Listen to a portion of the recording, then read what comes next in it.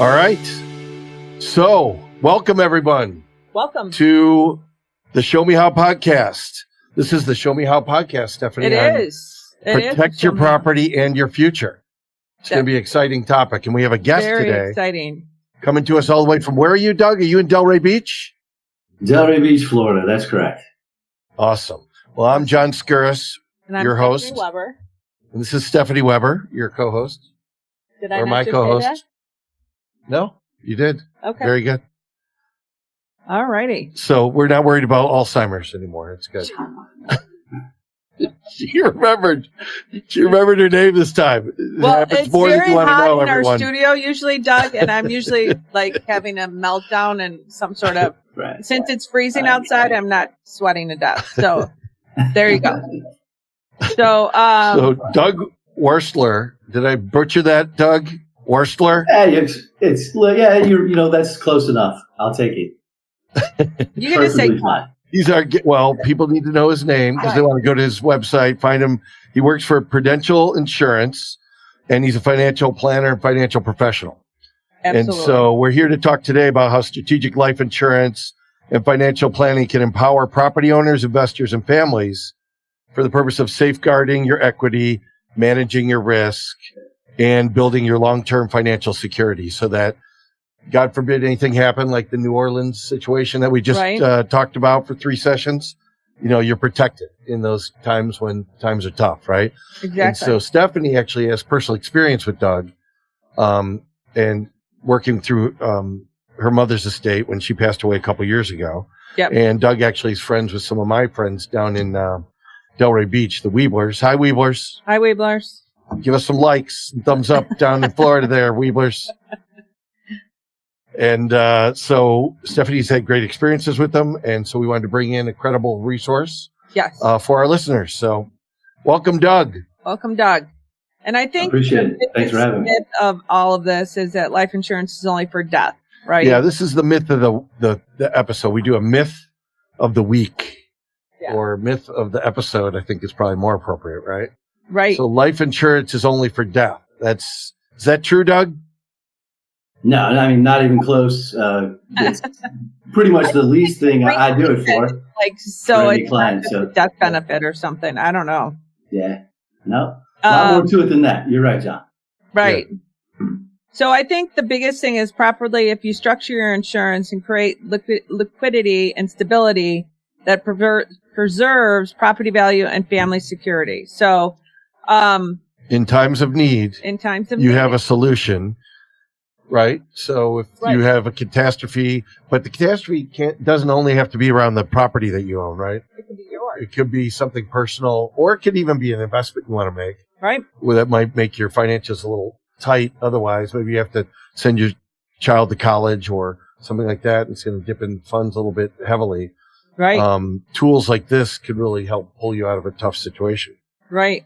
So I think that it's very important to we're going to have Doug. We're going to have you give your little bio for us because I think you could speak to insurance way better than we can. So you've been in business, 20 years helping families and businesses? 28. 28. Tell us a little bit about Doug and Prudential, and we'll turn it over to you. Yeah, no. So, I've been straight out of college kind of in the financial planning or, just retirement planning in general. Ever since I got out of college. And so just kind of took to that over time, stayed in that particular industry. That's my career, is my expertise. I love it a lot. I work for one of the biggest companies out there in the financial services industry. So it's extremely, exciting and attractive for anyone that I do business with because we're dealing with, the big dog on the street, if you will. So our products, our services are the top notch of any financial services company out there. And it's been a great experience working for them. They treat their employees phenomenally as well. So it's somewhere that I've stayed for many, many years. But everything's going extremely well with, my business and the amount of people that I get to help on an annual basis. And I'm always looking to continue to build that, of course, for myself and for my company it's been something that has been really great for my family and myself. Yeah. And Stephanie's can't say enough about you. So, Oh, God, no. now before we kick into this full episode here, we like to start out with snapshots of the financial market for everybody. So from the national snapshot perspective, mortgage rates this week are currently at 6.73% in October of 2025, based on Freddie Mac data. It's up nearly a point year over year, is what I'm understanding here. Yeah. Squeezing affordability and raising the monthly payments for the new buyers. So put a little pressure on. Yeah, for sure. And how's insurance doing? How is the insurance rates are up 11% year over year. Obviously, we talked to Doug, and it's obviously insurance specific, different categories that it's up. Well, this is for building structures. Building and household. It's eroding landlord profit margins. So that's been happening over the past year. Yeah.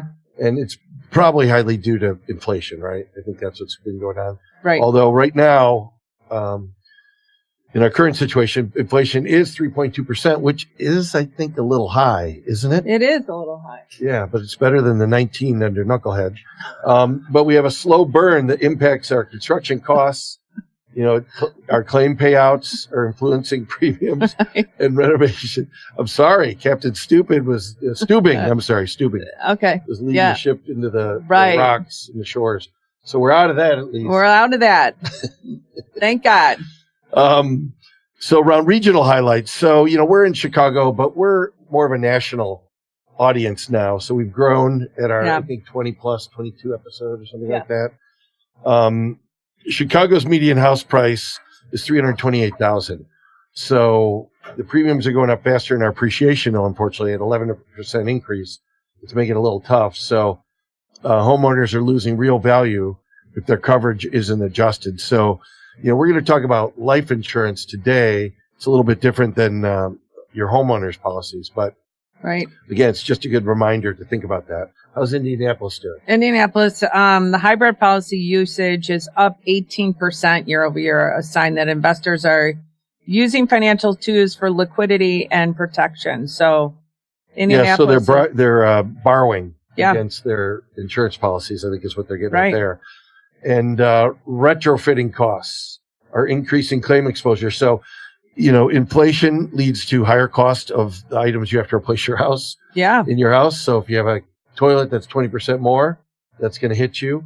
But also, one of the big things is when your house gets older, the older housing stock drives more complex insurance needs because, you have to have coverage that's going to cover in some cases cheaper, but a lot of cases more expensive. My building's from 1888, and to replace my trim on my building, I think it's somewhere around $25 a linear foot for the trim because it's from almost 150 years ago. Yeah.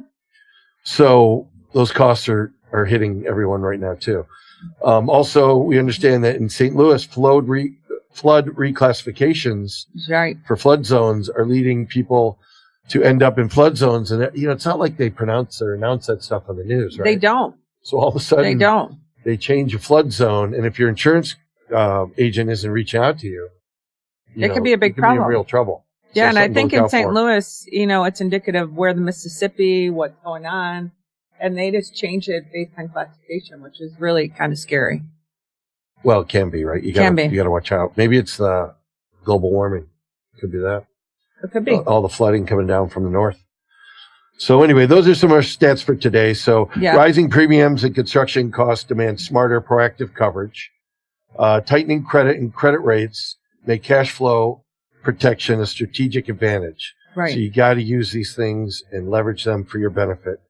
And for renters and first-time buyers, planning early helps overcome financial barriers and turn uncertainty into opportunity if you're planning right? Exactly. Which is really kind of the theme what we're talking about today is being prepared, planning in advance, making sure you're set up. So let's connect these numbers to our theme where every dollar counts. Coverage isn't a luxury, it's a leverage, right? Right. And exactly, it isn't something abstract financing. It's about protecting your home and the future people who work so hard to build it and your future with your kids, whatever you're planning to make sure you're actually protecting yourself. Yeah. So, Doug, we're going to get into the foundation here of what you do and what your role is. So, why don't we start out with defining what is, our audience are homeowners, but they're also multi-family owners. So they'll own 4 flats, 2 flats could be even, duplex, 2 flats, Investors, 3 flats, too. 6 flats and above. So what defines the right coverage for somebody who has property, whether it's just your home and or a multifamily property? Yeah, I mean, you want to make sure you have. So in a lot of those cases, John, I think people have taken out loans, to buy these types of buildings in most cases. And so a good example, I think, to make sure that you're protected properly there is you can have an insurance contract like this on yourself that in case something happened to you, that you could, absolutely pay off the loan completely if you passed away. Your wife, your kids, your family may not want to continue. Right? Or does that not apply? That applies too. Absolutely, it applies. So it's pretty important to make sure you have those protections in place, really, no matter who you are. Particularly if you have a loan, which most people do, are going to have some type of loan arrangement. They're not just going to pay cash for that particular type of building in most cases, whether it's a commercial building, multifamily building, or just own your own personal home. You can actually have a policy that if something happened to you, all those things would be taken care of. So I think it's important to separate. Yeah.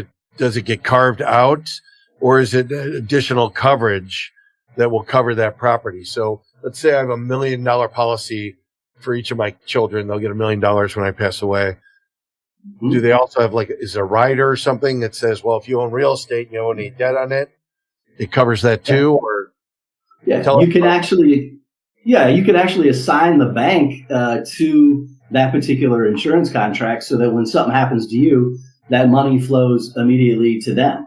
And then you could have additional coverage in that same policy that says, okay, the bank gets $1 million to pay off the loan that I have on that property, but then I have my wife and my kids in there for the remaining amount of coverage. So you had, $2 million worth of coverage. You have $1 million loan. The $1 million goes to the bank to pay that off, but you still have $1 million left over for the wife and kids or just your children, whatever your particular situation is. Interesting. Okay. That's awesome.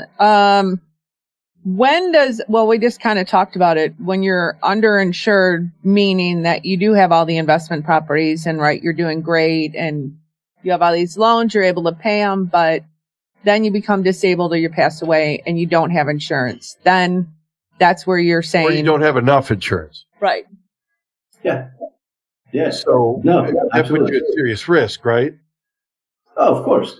At that point, if you have premium payments that you're supposed to pay every month for that policy to keep it alive or to keep it intact, and you're disabled and you can't do your job or you're not going into work, you're not going to have a paycheck, coming in to help pay those bills and maintain that lifestyle.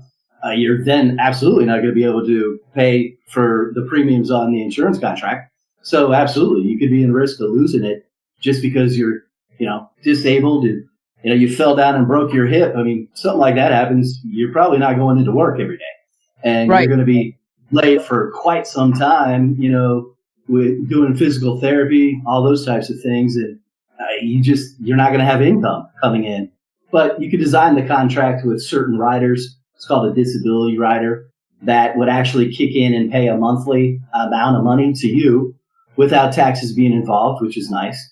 And it just allows you to take that exact amount out every single month to help pay the bills, maintain the lifestyle from this type of contract.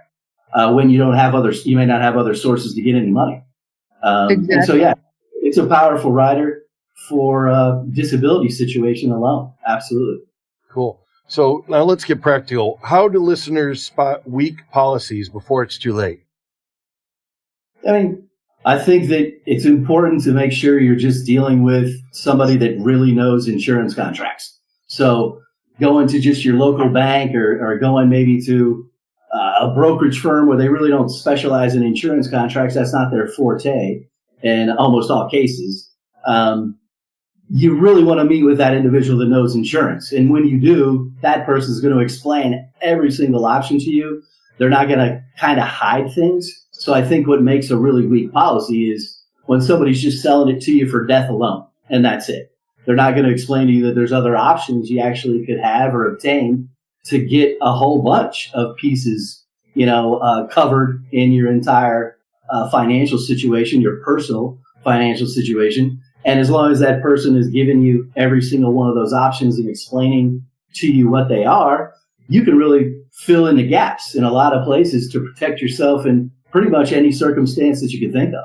So I think going in and just buying insurance for death alone, or somebody trying to sell it that way to you up front, like you should have something on yourself in case you die to leave behind to the kids or leave behind to the missus. That's really not the contract or the person you want to be dealing with or buying, because it's going to be just a basic, weak, pretty simple contract that's not covering you, and it's leaving a lot of loopholes out there for you that you should want to know about. Yeah. Right. And we're in Illinois where it's woke. So you leave money to the missus or the mister, right? Okay. I apologize. Yeah, I should say both sides now. I apologize. To the Mr. or Mrs. Absolutely. So moving on, Doug. Oh my God. No, you know why he's friends with my brother. I totally understand that. Understanding, I think one of the biggest misconceptions, and I think when you and I talked, just what, people don't understand life insurance. They really don't understand the differences of it, the life benefit of it. Can you talk to us a little bit about, use an example of what I just talked to you about borrowing against your own policy, doing all these kinds of intricate things that you could do with your policy while you're alive? Yeah. I mean, so, the biggest misconception, we mentioned this earlier, is that life insurance is just to cover you in case you die. That's 100% not the way that you can design a contract. So you can design a contract, and I do this for plenty of clients with extremely high net worths and just the kind of the average individual. And so as big as you want to go or as small as you want to go, but you can use life insurance for retirement planning. And usually that's how I'm designing a case for somebody, is I want them to use that vehicle for their retirement planning needs later in life. So when they're not working and they need, don't have a paycheck coming in from work, right? They're going to count on, hopefully Social Security. Maybe they have a pension from the company they worked for. In most cases, they don't.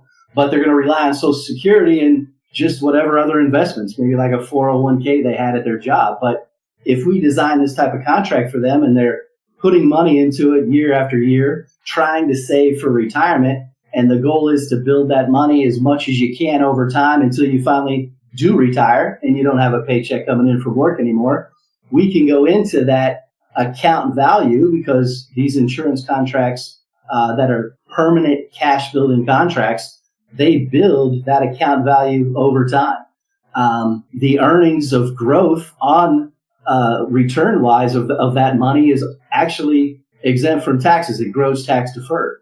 So you can really have a nice sized chunk of money there in your account value when you finally retire, that I then can go into that contract for the client, and we could start pulling monthly withdrawals out of that contract for them based on their needs, their budgeting needs of, hey, I need X amount, to maintain my lifestyle and pay my bills, and my Social Security check only covers, half of that number I really need every month. And so I can go in and say, okay, great. We'll take the money out of this insurance contract every month to cover whatever it is you need. And you have that extra monthly income coming in to pay the bill. The really nice thing about doing it with an insurance contract versus any other thing out there is when I take withdrawals for the client, those withdrawals actually come out without tax either. So it's providing them actually a check every month that's exempt from taxes, whereas you're going to pay taxes on your Social Security check. You're going to pay taxes on any money you're taking out of your 401k to live off of. Everything inside these advanced insurance contracts today allows you to grow the money without tax, and allows you to withdraw the money without tax, without any age restrictions. So you can actually access that money anytime. There's no, you got to wait till you're 59 and a half, like your 401k at work tells you. You got to be 59 and a half to take any money out of an IRA or a 401k. There's no age restrictions either with these contracts. So you can really access it whenever you like. And when you're pulling the money out, you're not paying taxes on it as well. And then, as John mentioned earlier, there's these other little categories you could add to that contract, right? To cover you The rider. any other circumstance. Yeah, the riders, absolutely. And then lastly, there's that death benefit aspect to it that is always on that contract as well. In case something happens to you, you can leave the death benefit behind to your heirs, your trust, a bank, individual, the Mr. and the Mrs. or the kids. You can leave that death benefit behind to them as well, completely estate tax free. So there is no taxes at all in an insurance contract of any kind. Growing the money, withdrawing the money, leaving the money behind. There's absolutely no taxes to these particular types of contracts. And I would say, lastly, the returns I can get from my clients on these are extremely attractive. They're not just that's not a big deal. It's a big, big deal. And the returns are actually really, really good as well for the client. All right, let's talk a little bit about policy types and the differences between them. So it sounds like obviously there's riders, and we could dig into those in a little bit here, but give us an idea of the differences between big policy categories, I guess. Yeah, I think that whether you're a commercial property owner, a multifamily, owner of a piece of property, or just the regular person, there's really going to be two main types of insurance contract that person may want to cover themselves for, especially if they have a loan on that piece of property. And a basic, real simple type of insurance contract would be what's called a term policy. So it'll cover you for X amount or whatever that loan size is. So somebody has, $1 million loan on a commercial or multifamily piece of property they own, and they're borrowing that money from the bank. Maybe they want to be protected with a term policy for the terms of that loan. So they borrow the money from the bank for 15 years. They can take out a term policy, which would cover them for exactly 15 years. And if anything ever happened to them in that 15-year time frame, that you would then have the family would have that money to pay off the loan, or they could assign the actual bank, as I mentioned earlier, to that contract, so where the money would just flush directly over to that bank to pay off the loan. And so a term policy is one example of a contract. So let me ask you a little bit about the term. So let's say we'll talk about the other product in a second. I have life insurance, and with retirement benefits and a death plan, but I'm buying a investment property. I can get a separate policy or add on to that life insurance policy. Is it one or the other or both? It's one or the other. You have to, anytime you're going to add coverage or increase the amount of coverage on yourself, you're going to have to get a new policy. You're not allowed to ever go in and increase coverage to an existing contract. You can reduce coverage, but you can't increase coverage on any type of insurance contract. So if one of our customers out there and they're going to invest in a $2 million multifamily property, but they have two kids and they have $1 million for each kid in life insurance, it would be wise for them to get another product to cover that project. Yeah, absolutely. I mean, I would if something happened to that individual driving home from work one night and they had a loan on that property. Right. That family's, somewhere along the line going to be responsible for paying that loan back to the bank. So absolutely. And what a great benefit if they were to pass away, let's say, or they're disabled and can't earn any income. Now they have this revenue stream from this property they bought, right? So it's actually that's really interesting. So they don't have to take their $2 million. They can get that cash benefit, plus they get this now revenue stream that's covered. What are policies? I mean, is there any pricing guidelines around something like this to give our listeners an idea of if they're investing in a $2 million multifamily, or is that very highly situational? No, I mean, it does matter. I would say the one caveat to insurance contracts is you really have to be reasonably healthy enough to qualify for it.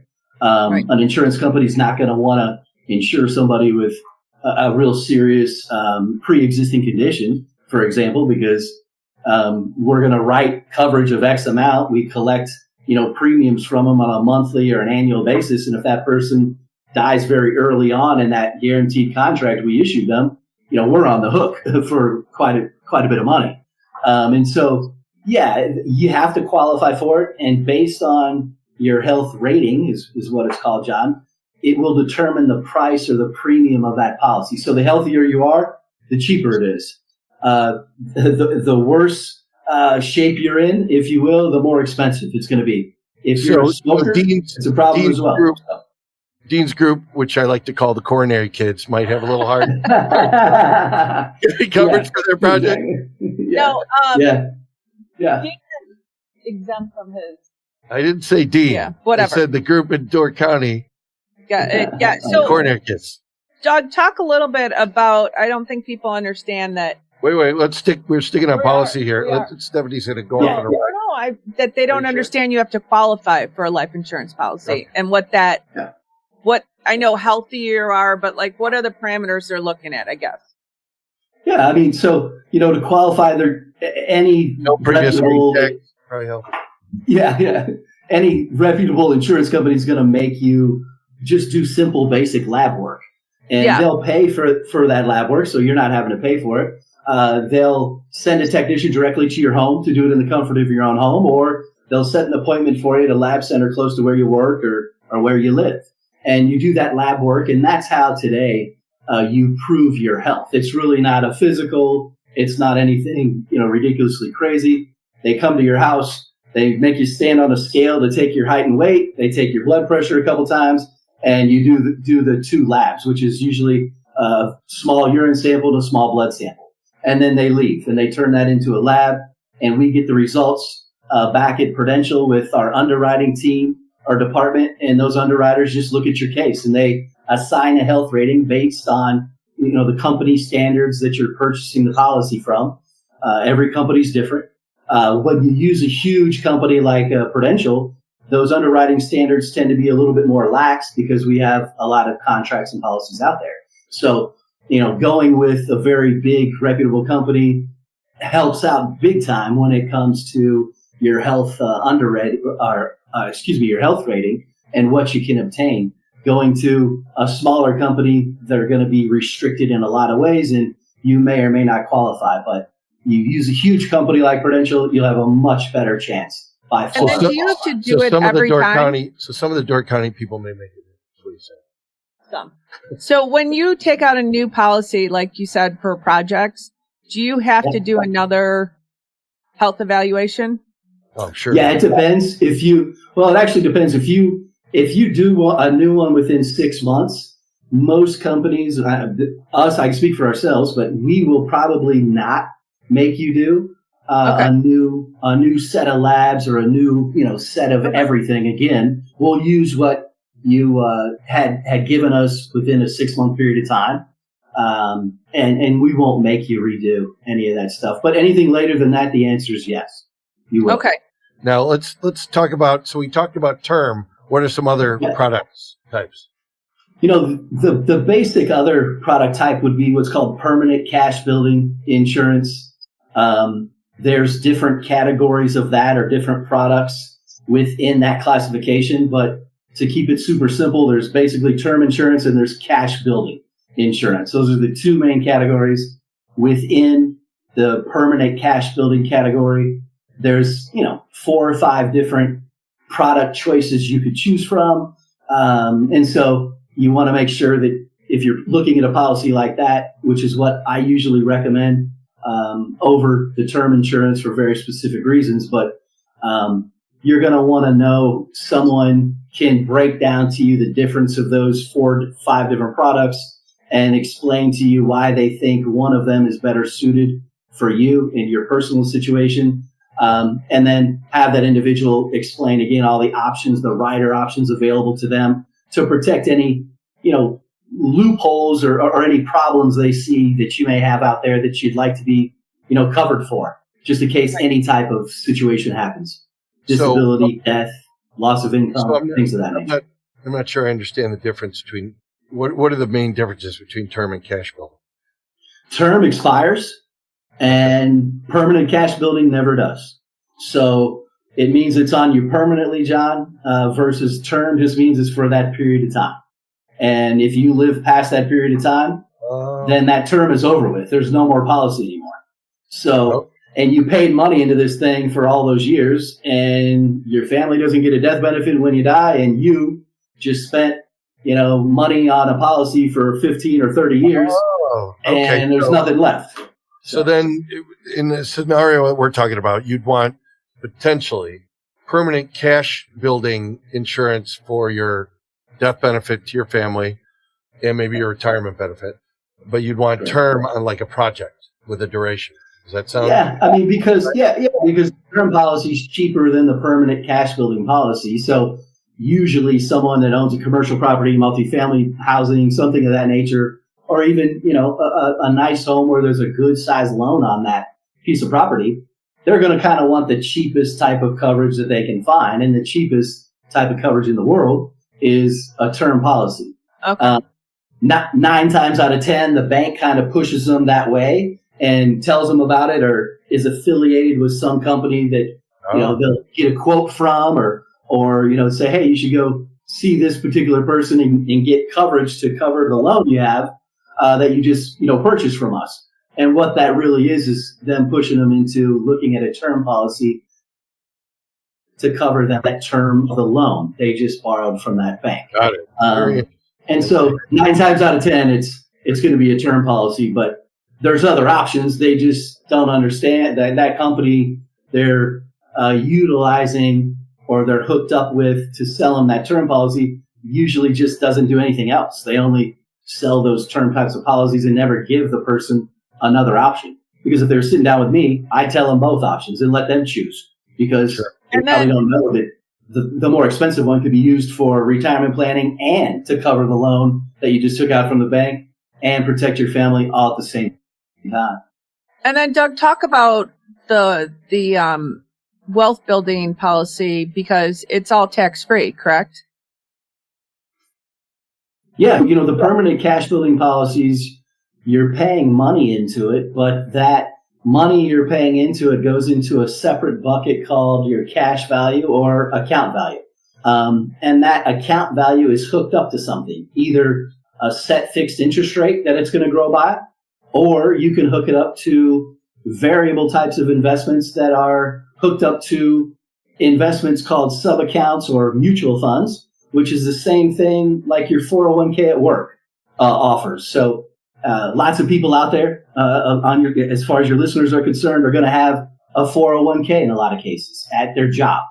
I equate this type of policy to that because it's a very easy analogy or example to use for someone to understand. When you have a 401k at work, you're taking money out of your paycheck and it's going into these mutual funds that you've chosen to hook it up to. And sometimes the company matches that money you're adding to it as well. With these cash building permanent contracts, it works the exact same way. You're paying money into it every month or every year, and you can elect these investments you want the money going into. So after that money you pay into it pays off the cost of insurance and any of the expenses associated with the contract, whatever's left over every month goes into this account value or cash value bucket, and it's hooked up to investments that can produce a return that's, in a lot of cases, a lot higher than any fixed amount of interest one of those policies would offer. So over time, Stephanie, you can earn a very, very attractive rate of return if you're using the right professional to kind of manage those investments for you. You can get a very nice average annual return, and anything return-wise that you're getting in a permanent cash-building life insurance contract grows completely without tax. It grows tax deferred. So you're not paying Uncle Sam anything as that money grows over time. And then I think where you were going with it, Stephanie, was when you finally want to take money out of that contract, maybe in your retirement years, for example, if you ever want to take a withdrawal or borrow from your account value, you are allowed to do so. And that money also comes out without tax. And there's no age restrictions as far as when you can get access to that account value or that cash value. It's really there for you whenever you need it. Right. There's no restrictions of any kind. And if so you're yeah, it can be or you used. have some kind of life challenge or issue that you need to fund, that can be an asset you use. Right. Absolutely. So it costs you more money than the term, but the money you're paying into this thing has so many options available to you that it can protect you in all kinds of circumstances. Catastrophe, disability, whatever, it may be. You lose your job, and you no longer have income coming in. If we had done this, type of contract, we can access that cash value or that account value anytime we want without taxes of any kind.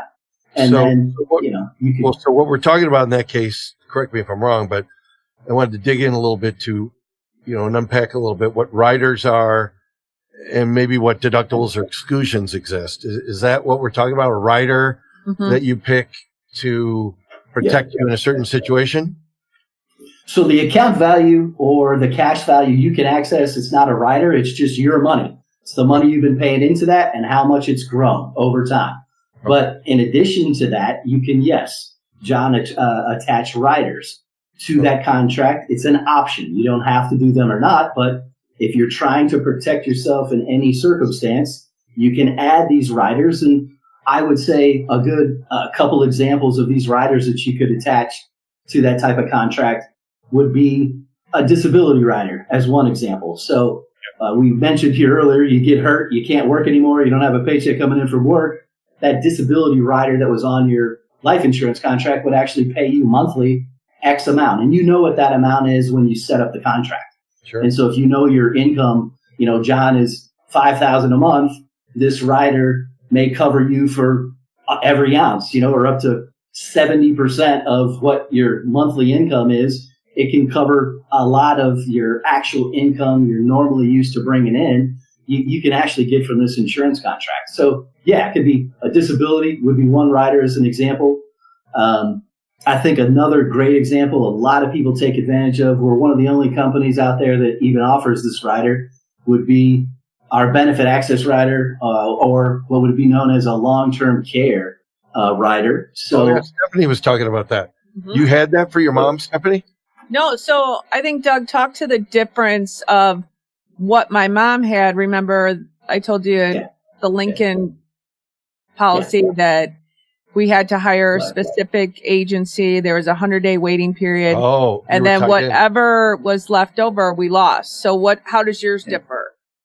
Yeah, so that's an actual, what's called a long-term care policy, an individual policy that you buy from an insurance company. And those really have a lot of stipulations built into them. Yeah.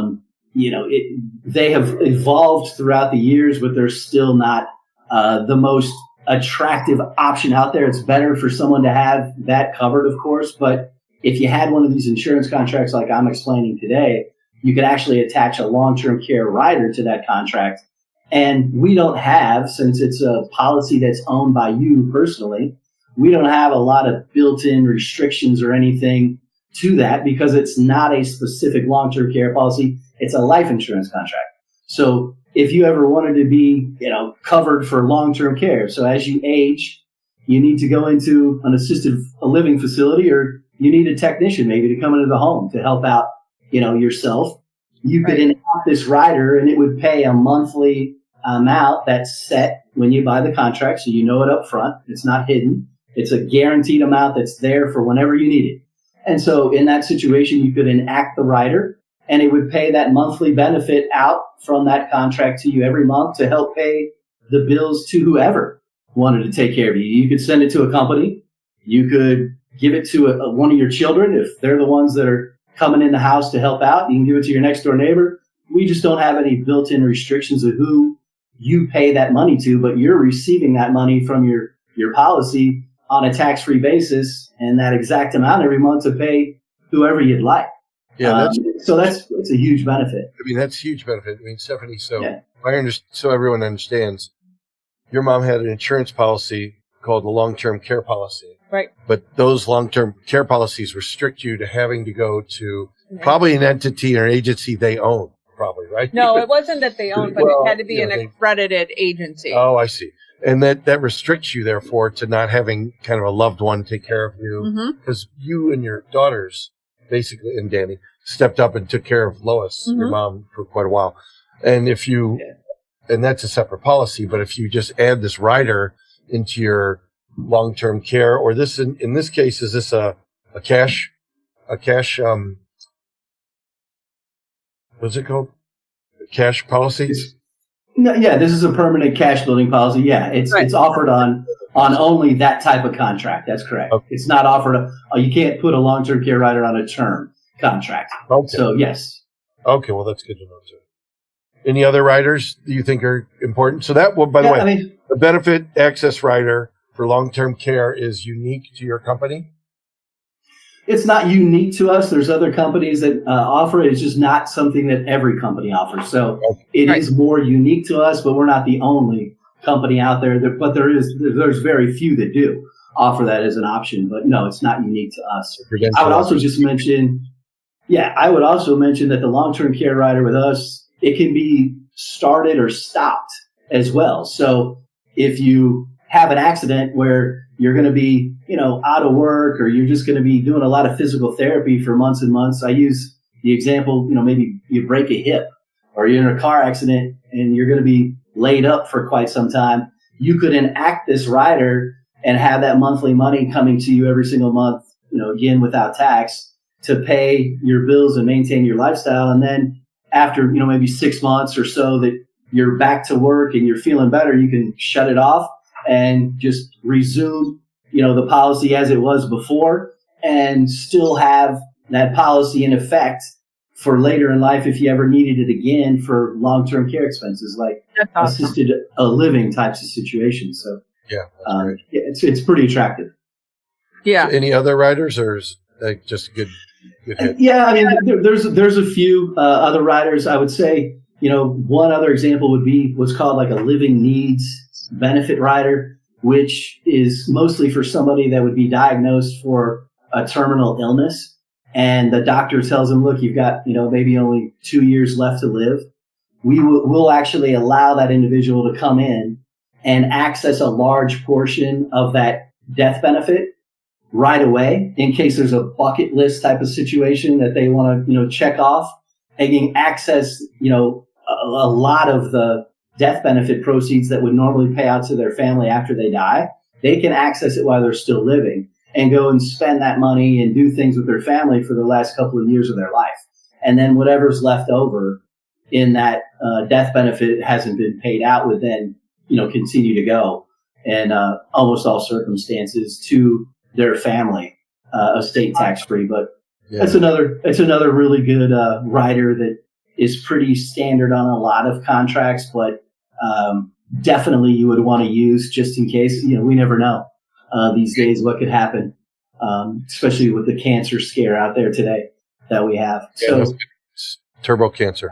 And I think that one of the things that, as we talk about this, I think I want to really hammer into is having someone like you guide you through this process is so important. I think just like real estate agents, as we were talking before, and having some unfortunate situations with real estate agents, having someone that really understands this and knows it and explains it to you and asks you what your long-term, what are your goals? What do you want to accomplish? What are you looking for?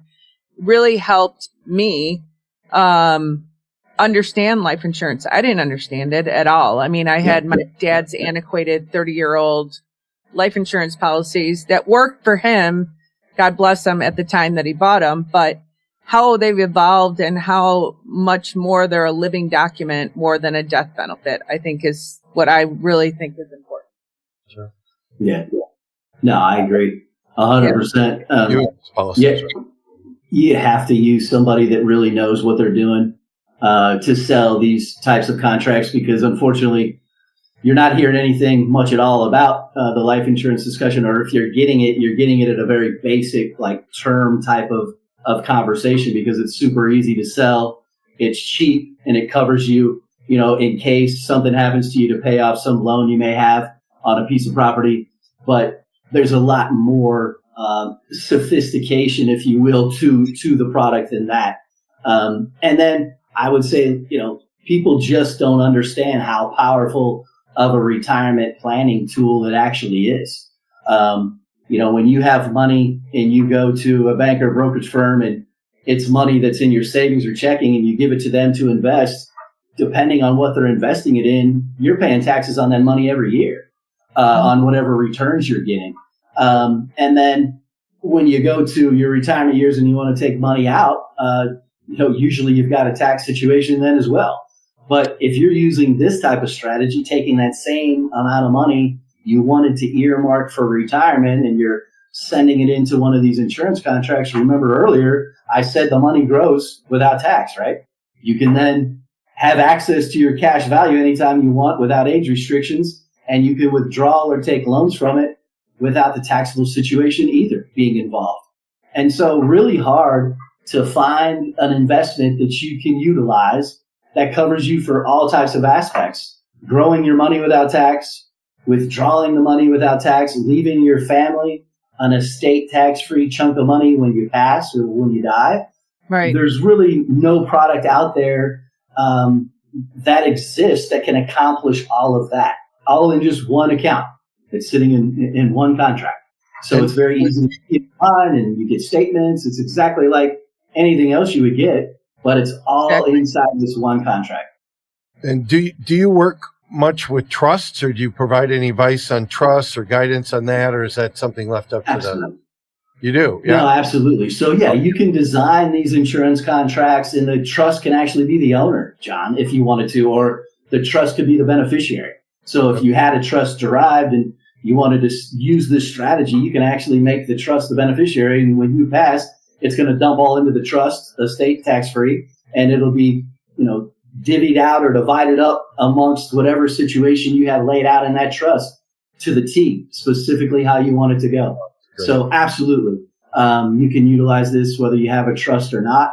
I will say that an insurance contract like this is very, very efficient. So you may not need to pay the money for that trust because remember, the death proceeds from an insurance contract go estate tax-free to whoever you've marked down. Yeah. And you can divide it up any way that you want when you buy the contract. So you have 5 kids, you can divide it among all 5 kids. Doesn't matter. Yeah, this is getting a little technical, right? Maybe not something you can answer, but you'd want your real estate in a trust. Right. Yeah. But a lot of times. Sometimes, yeah. You may be able to, it sounds like you're suggesting the life insurance could be outside of the trust, but other assets could be within a trust. But the life insurance itself has the mechanisms to avoid the tax problems that occur. Is that right? That's correct. Your situation, when you have a trust, you're usually having that set up always by an attorney, and that attorney's telling you why they think you should have a trust. And so if you have a trust and you're purchasing a contract like this, most likely that trust attorney would tell you, yes, we want the trust to either own it or be the beneficiary of your trust. And so that's something that absolutely I would work with that individual on and just basically tell them, hey, let's make sure we ask your trust attorney, should you have the trust as your beneficiary or should we actually have the trust as the owner of this contract? And that trust attorney would easily tell them, here's what I want you to do. And then I just mirror whatever that trust attorney wants and make sure it matches up with their wishes based on that individual's estate plan. Now, this is another technical issue. The life insurance would be still tied to the individual, even though it's in a trust, right? Therefore, health requirements still stand, et cetera, et cetera. Correct. Yeah, there's an owner in an insurance contract, John, and there's what's called an insured. And the insured is who the policy is on or who the policy is covering in the event that particular insured passes away. Then the death benefit proceeds pay out based on that insured's demise. That is correct. All right, great. Now, how about if something goes wrong? And let's get into a scenario where it's what happens when people do this wrong or tell us a great story about somebody that did it right.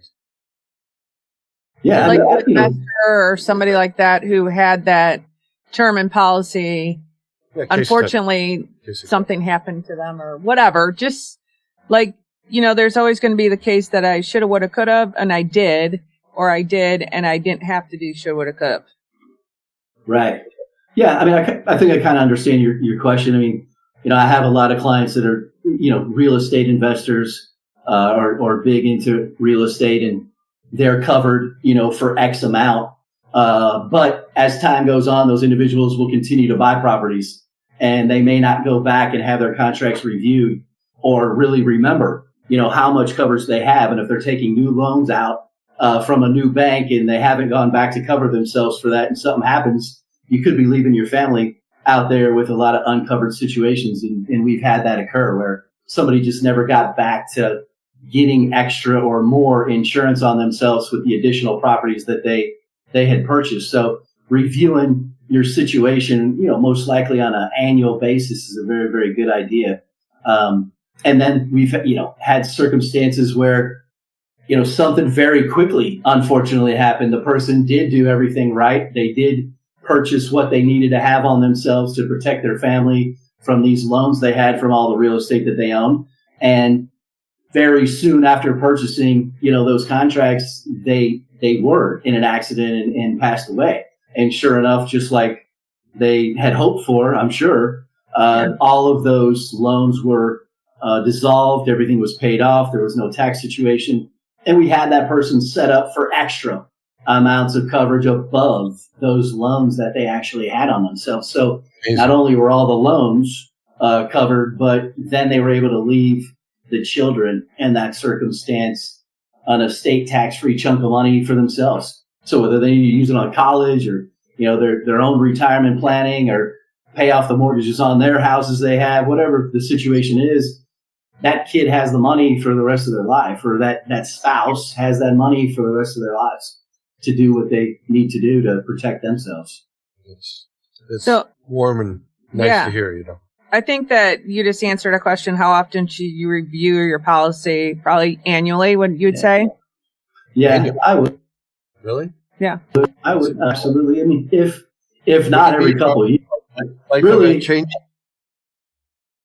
Absolutely. So anytime, I think both is the answer. So whenever you have a big life-changing event that goes on, I think you should probably review those situations. There's a lot of circumstances I can think of that, would make me want to step back and say, hey, maybe I need to look at this stuff again to make sure I'm properly protected. But I think the answer to your question is both. And so doing it on an annual basis, I think, with someone like myself, we can have that conversation in probably 10 or 15 minutes. Right. So once a year, you give me a call, or we meet face to face for 10 or 15 minutes, and everything's good until the next time we have to speak a year from then.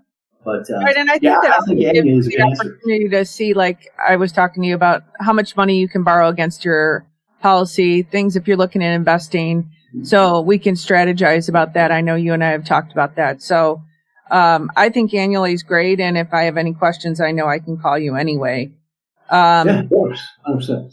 And do you have specific tools or anything like, maybe basic explanations of your products or calculators that people can go and take a look at that might be able to help them kind of put themselves in a category and get them an idea to how to prepare for a discussion with somebody like you? Or you specifically? Absolutely. Yeah, I mean, look, I'm sure you guys will, put my information out there, so anyone could absolutely email me or call me, and I'd be happy to help them, or point them in the right direction to where they could go. But you could probably just go right to our website, Prudential.com. And on that website, you're going to have the availability to kind of search the life insurance category. And inside there, you're going to have calculators that would help you determine how much coverage or what type of product maybe that would be best suited for you. And I think that's an excellent place to look. You're going to definitely want to talk to somebody like me after you've done those, because that's more just in general terms what maybe you need or should be looking at, and maybe a roundabout cost associated with that. But it really needs to be done by an expert like myself, and we'll walk you through everything and get you exactly what you need at exactly what you can afford, and really rely on that individual having a conversation with myself to fix exactly their situation for them and everything they're trying to accomplish. And Doug, you're national, right? You can help people because we're based in Chicago, although we have a national audience. You can help anybody from anywhere in the U.S., or what are your parameters around how you can help? Yeah, no, absolutely. So I'm licensed, almost every state out there. So whether you live in Chicago, Illinois, or you live, down here in Miami, close to where I'm at, California, I have clients all over the country. I just have to have what's called a non-residence license, John, and as long as you have that individual doesn't have to be headquartered in your state or in any particular community or city. Does that prevent business after you? Stop. Does that prevent what? ICE from coming after you? Stop. I don't think that has anything to do with this, but I don't have any issues with ICE. We always have to talk about Brandon Johnson, ICE, and our fearless leader that's no longer in office. What is the difference? I was thinking about this, like for a young person, right? They always like, I don't need life insurance. I'm too young. I'm this. What would be the difference? And you could do broad if you can, like you start investing at 25 versus 45. Yeah, I would tell you that if I knew when I was 25 that I could use this strategy of this cash building permanent policy, I would have used nothing else. And I'm in retirement planning for a living for 28 years. I would have used this solely because of the power of taxation. 100%. So when I design these, Stephanie, I'm looking at helping out the Weeblers kids with something like this too, because they're young, like you're mentioning. And I showed them the power of having this when they then, turn 60 or 65 and their eyes about popped out of their head. So right. It doesn't have to be about death. That's not what these contracts are exclusively for. It's just a part of what comes with the contract, but using it as a retirement planning tool, the strategy with using this type of contract that's out there is called LIRP, LIRP, Life Insurance Retirement Planning. That's something that anyone could search anywhere on the internet, find out a lot of information. They can contact me. I'll be happy to send them a bunch of information on it, but it's all about the power of using this strategy for retirement planning and nothing else. And so absolutely, the younger you are, I would tell my own kids, I would design a contract like this for you instead of you wanting to go out there once you're in the working world and maybe add to, an IRA or a Roth IRA. I'd be using this strategy instead, and there's specific reasons why. There's no age restriction, like you said, where you could tap into it, which is with all the other tools. There's also 59 and a half. Exactly. And also keep in mind that there's restrictions when you're using a traditional IRA or a Roth IRA on how much money every year you can add to it. There's absolutely no.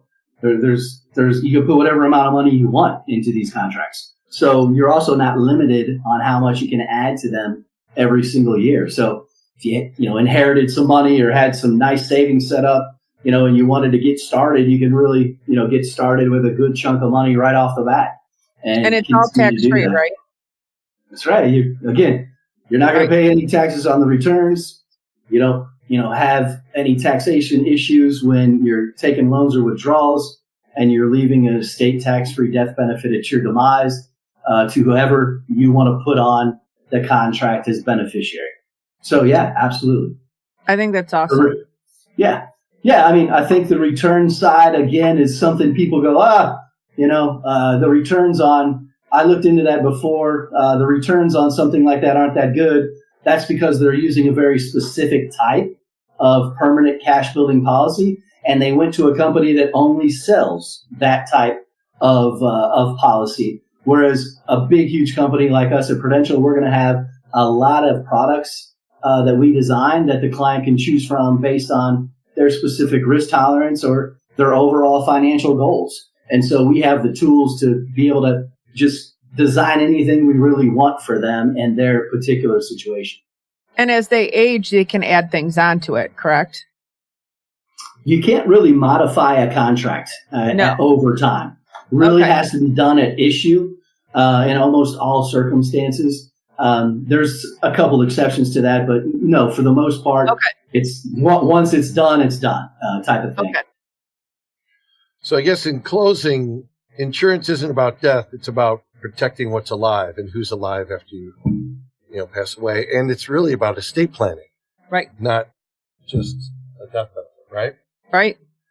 And I think when we're 100%. talking to our investors and people that are trying to get into real estate and understanding, you're not at the mercy of what the interest rates are, what the bank will loan you. If you're planning this correctly and you want to invest in real estate, you'll always have a cash base available to you at a very, very low interest rate that you could borrow against yourself.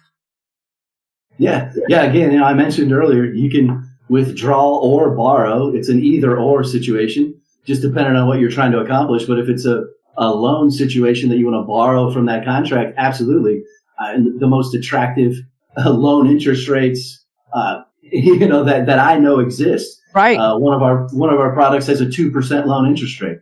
I don't know where you find a credit card or a loan from a bank at 2%, but yeah, you can, borrow your own money from your own contract, and the rates on that loan or you borrowing that money are some of the most attractive in the world. That is awesome.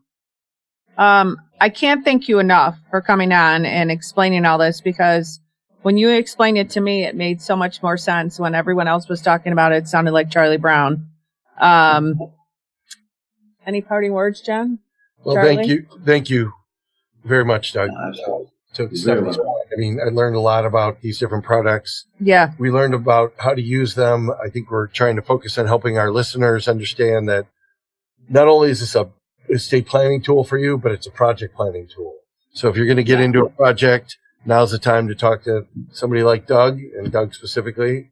We'll get your phone number and contact information on our website. Reach out to Doug, help him plan for your project, and be safe, be prepared. And we're happy to have shown you how to invest and protect your family. Yeah, your estate. Your property and your future. So Exactly. Thank you very much. Thank you so much, Doug. Don't get too much sun. Okay. I'll try not to. See you In soon. Del Rey. Absolutely. I'll be down there soon. Okay. Great. I look forward to seeing you. Bye. All right, take care. Bye. Thank you.